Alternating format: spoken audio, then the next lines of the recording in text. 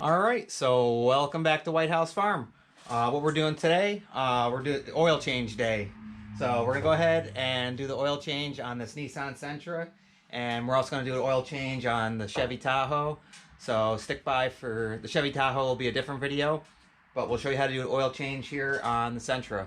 So let's go ahead and get into this. All right, so I already got it nice and warmed up. That way the oil will come out a lot easier. Just be careful, obviously hot oil. So let's go ahead and jack this up so we can get underneath and get to that oil plug. And we'll go ahead and start draining this.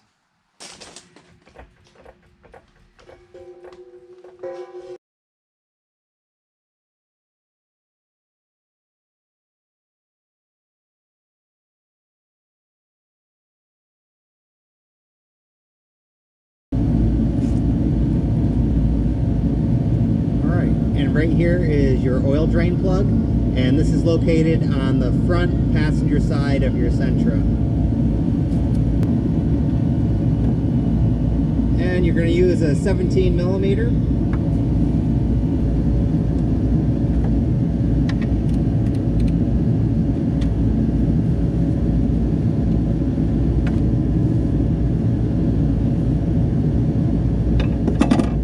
So crack it open. Get your pan in place.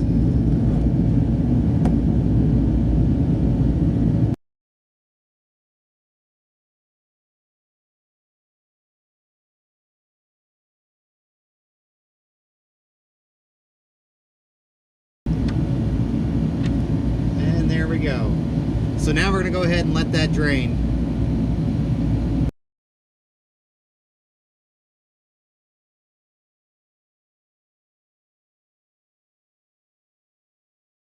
All right, well that's draining. I'm going to go over a couple things with you. Normally I just go ahead and put 5W30 in it during the winter time, and then during the summer we use 10W30 just because the viscosity is a lot better with the 5W30 in colder weather. So that's also something to think about.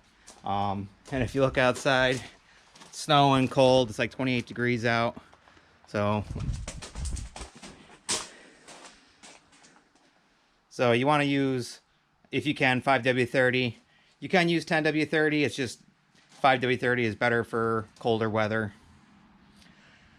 Another thing with the drain plugs for your oil pans, like this gasket right here, it's like a crush washer. Basically seals it up. It acts, instead of having like a rubber O-ring, it's either made of like copper or a softer metal that will crush around when you screw this in. This one's still good. I only replaced it during the last oil change, and I do these vehicles every 3,000 miles. I just use regular conventional.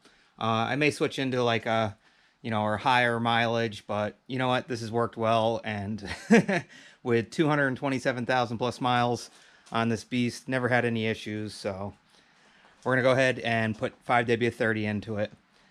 And now for the oil filter, I went ahead and got a Napa Gold, but you can get the part number here, 1358. I'll try and leave a link in the description.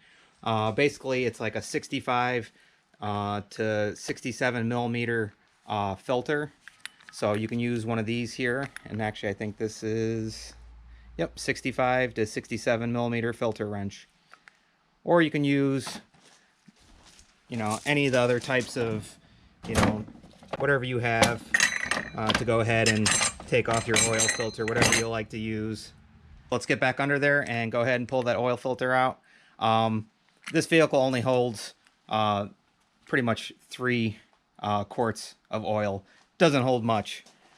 Yeah, that's one thing I like about this. That's pretty much done draining. And like I said, if you want to put a new crush washer in there to seal it up so you don't have to worry about any leaking, just go ahead and grab one. They're pretty cheap.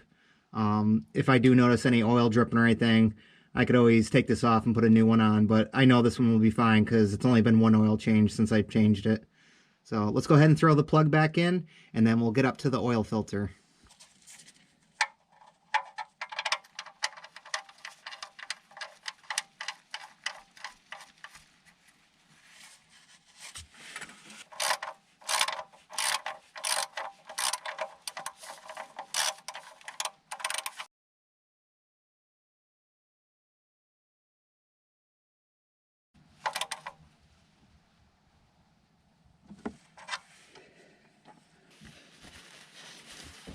And we'll clean this off.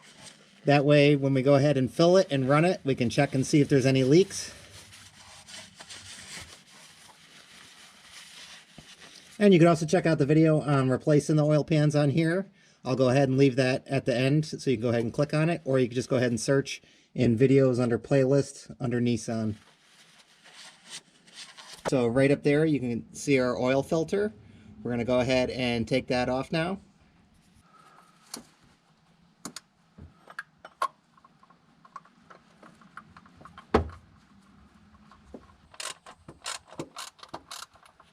We got it loosened up. We should be able to take that off by hand now. And then just make sure you got your oil pan underneath, because you're going to have some oil coming out. Yep, there we go.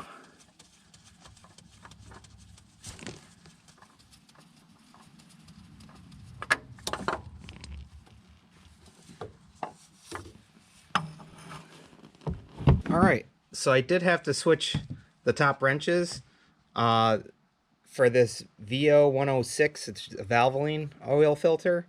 It took a 66. So another one was 65 to 67, and it was just too loose on there. But the 66 fits with these filters. And as you can see with the 1358, the Napa ones here, the 65 through 67 actually fits on there perfect. So depending on what oil filter you're using, you may need to have some different sizes or just different wrenches, whatever you want to use to get it off. It shouldn't be too hard. You should be able to put these on hand tight and then give it just a little bit more of a turn, you know, to really seal it up. But you don't need to go crazy putting these on. Otherwise you'll never get them off. So, all right, let's go ahead and lube the outside of this gasket with oil. And we're actually going to fill this probably about halfway, quarter to halfway. That way we can go and put it back on, and there's some oil in there. You won't be able to fill it and throw it back on because it is sideways. Otherwise you'll have oil spilling all over you. All right, once again, we're just using 5W30. You can use the higher mileage stuff if you want, or 10W30 depending on if it's warmer.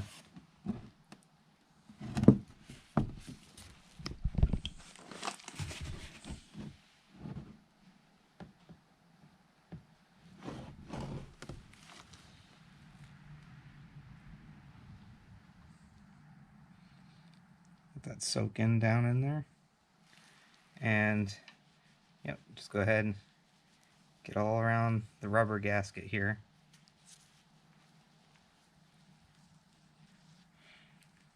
You can see if you put too much in, just turn it to where it's going to be in the car, where it's going to be sideways. And you should be able to get that on quick enough and keep oil in there. And you should be able to simply just thread that right back on.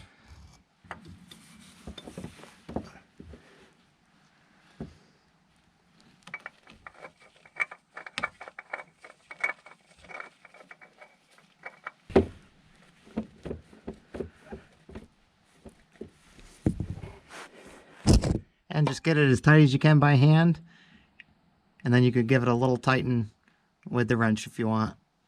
So we're going to give it a little tighten. But remember, don't go crazy with this because you want to be able to get your oil filter off again in the future. So just a tiny bit, and then once you fill it with oil, start it, run it for a bit, check it for any leaks, and you could always tighten it down more if you need to. But this should be good.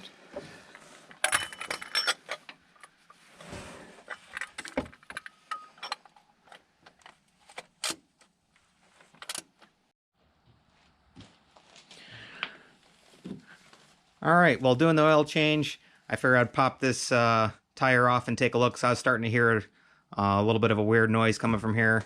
And, of course, my driver's side axle shaft there, it's it's leaking.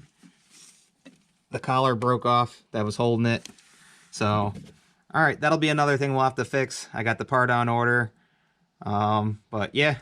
Whenever you do oil change, anything like that, always check your vehicle out if you're hearing stuff or whatever, because you run into stuff like this. But stay tuned for a future video on replacing the driver's side axle shaft on here.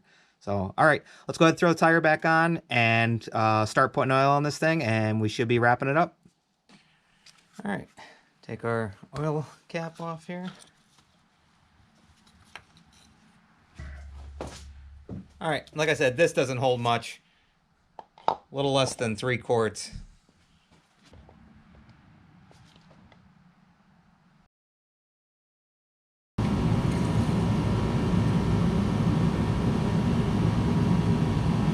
We're right about level there. Let's go ahead and start it up, and that filter is probably going to take a little more oil, so we'll check it again after we start it.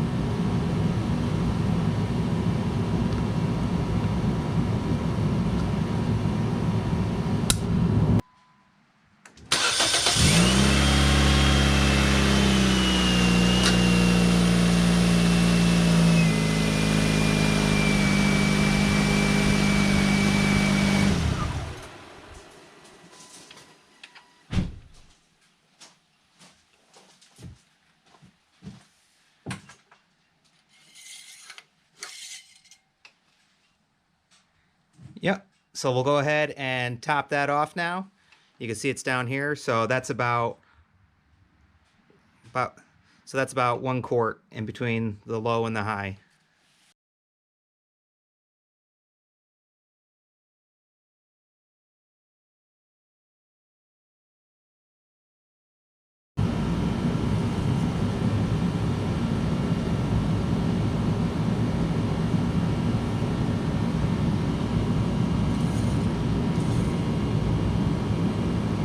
All right, so we're all set now. Let's go ahead and throw the cap on, and we can take her for a rip, and then we'll come back and check for any leaks underneath. All right, driving good. No check engine lights on. All right, no leaks.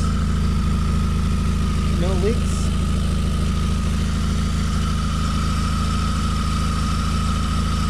We're all set here. And once again, it just comes down to what oil you want to put in for the time of year, or if you want to use high mileage, whatever. I mean, that's your choice. I'll go ahead and leave a link in the description for the different oils, oil filters, all that stuff. But pretty simple, and it is less than half the cost of taking it to like a Quick Lube or a Valvoline, any place like that. It's just a matter if it's worth it to you to get on the ground and go ahead and get them out. Sometimes even I feel like, you know what, I do not feel like getting down and doing an oil change today. I'm just going to swing in and get it done. So there's convenience and then getting it done yourself for cheaper. So those are your options. But all right, once again, we hope you like, enjoy, subscribe, and as usual, we'll see you on the next one. All right, bye guys. You can't say goodbye without saying goodbye to me. All right, Olaf, we'll see you on the next one. All right, bye, Obo. Hi, guys.